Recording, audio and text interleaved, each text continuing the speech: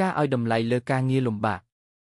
មានយុវជនម្នាក់ដែលមានសមត្ថភាពរៀនសូត្រពូកែយ៉ាងខ្លាំងបានទៅដាក់ពាក្យធ្វើជាអ្នកគ្រប់គ្រងនៅក្នុងក្រុមហ៊ុនធំមួយគេបានជាប់ការសម្ភាសន៍ដំណាក់កាលទី1ហើយនាយកក្រុមហ៊ុនគឺជាអ្នកសម្ភាសន៍ចុងក្រោយដើម្បីធ្វើការសម្រេចចិត្តនាយកបានពិនិត្យឃើញក្នុងប្រវត្តិរូបសង្ខេបថាយុវជននេះរៀនពូកែរហូតតាំងពីបឋមសិក្សារហូតដល់ការស្រាវជ្រាវថ្នាក់ក្រោយឧត្តមសិក្សាគឺមិនដែលធ្លាក់សោះឡើយនាយកបានសួរថាតើអ្នកធ្លាប់ទទួលបានអាហារូបករណ៍នៅសាលាដែរឬទេយុវជនឆ្លើយថាអត់ទេបាទនាយកសួរទៀតថាតើឪពុករបស់អ្នកជាអ្នកបង់ថ្លៃសាលាឲ្យមែនទេយុវជនឆ្លើយថាឪពុករបស់ខ្ញុំបានចែកឋានទៅតាំងពីខ្ញុំអាយុបាន1ឆ្នាំម្លេះគឺម្ដាយរបស់ខ្ញុំជាអ្នកបង់ថ្លៃសាលាឲ្យ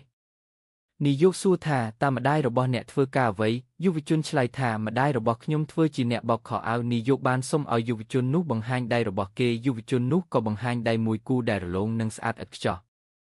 នាយកសួរថាតើអ្នកធ្លាប់ជួយម្ដាយបោកខោអាវដែរឬទេយុវជនឆ្លើយថាមិនដែលទេបាទម្ដាយខ្ញុំតែងតែចង់ឲ្យខ្ញុំរៀននិងអានសៀវភៅឲ្យបានច្រើនម្យ៉ាងវិញទៀតគាត់បោកខោអាវលឿនជាងខ្ញុំនាយកនិយាយថាខ្ញុំមានសំណូមពរមួយនៅពេលអ្នកត្រឡប់ទៅផ្ទះវិញថ្ងៃនេះចូលទៅលាងដៃឲ្យម្ដាយរបស់អ្នកហើយមកជួបខ្ញុំនៅព្រឹកស្អែកយុវជនមានអារម្មណ៍ថាគេមានសង្ឃឹមជាប់ការងារខ្ពស់នៅពេលទៅដល់ផ្ទះគេបានសុំឲ្យម្ដាយឲ្យគេលាងដៃឲ្យគាត់ដោយក្តីរីករាយម្ដាយមានអារម្មណ៍ប្លែកក្នុងចិត្តទាំងត្រេកអរនិងច្របូកច្របល់គាត់ក៏ហុចដៃឲ្យកូនយុវជននោះបានលាងដៃម្ដាយយឺតទឹកភ្នែករបស់គេក៏ស្រក់ចុះមកវាជាលើកទី1ហើយដែលគេចាប់អារម្មណ៍ឃើញថាដៃរបស់ម្ដាយគេមានភាពជ្រីវជ្រួញនិងមានស្នាមជាមជាច្រើនស្នាមខ្លះពិតជាឈឺចាប់ខ្លាំងរហូតដល់ម្ដាយរបស់គេញ័រខ្លួននៅពេលត្រូវទេនេះជាលើកទី1ហើយដែលយុវជនរូបនេះយល់ថាគឺដៃមួយគូនេះហើយដែលបោកខោអាវរាល់ថ្ងៃដើម្បីឲ្យគេមានលុយបង់ថ្លៃសាលាស្នាមជាមនៅលើដៃម្ដាយគឺជាតម្លៃដែលគាត់ត្រូវបង់សម្រាប់ការរៀនចប់ការរៀនពូកែនិងអនាគតរបស់គេបន្ទាប់ពីលាងដៃឲ្យម្ដាយរួចយុវជននោះក៏បានបោកខោអាវដែលនៅសេសសល់ទាំងអស់ជួយម្ដាយដោយស្ងៀមស្ងាត់យប់នោះម្ដាយនិងកូនបានជែកគ្នាយ៉ាងយូរព្រឹកឡើងយុវជននោះក៏បានទៅការិយាល័យនាយកក្រុមហ៊ុននាយកសង្កេតឃើញមានទឹកភ្នែកក្នុងភ្នែកយុវជននោះក៏សួរថាតើអ្នកអាចប្រាប់ខ្ញុំបានទេថាតើអ្នកបានធ្វើអ្វីខ្លះនិងរៀនសូត្របានអ្វីខ្លះកាលពីម្សិលមិញយុវជនឆ្លើយថាខ្ញុំបានលាងដៃឲ្យម្ដាយហើយក៏បានបោកខោអាវដែលនៅសល់ទាំងអស់ជូនគាត់ដែរនាយកសួរថាសូមប្រាប់ខ្ញុំពីអារម្មណ៍របស់អ្នកយុវជននិយាយថាទី1ឥឡូវនេះខ្ញុំដឹងហើយថាអ្វីទៅជាការដឹងគុណបើគ្មានម្ដាយខ្ញុំទេក៏គ្មានរូបខ្ញុំដ៏ជោគជ័យនៅថ្ងៃនេះដែរ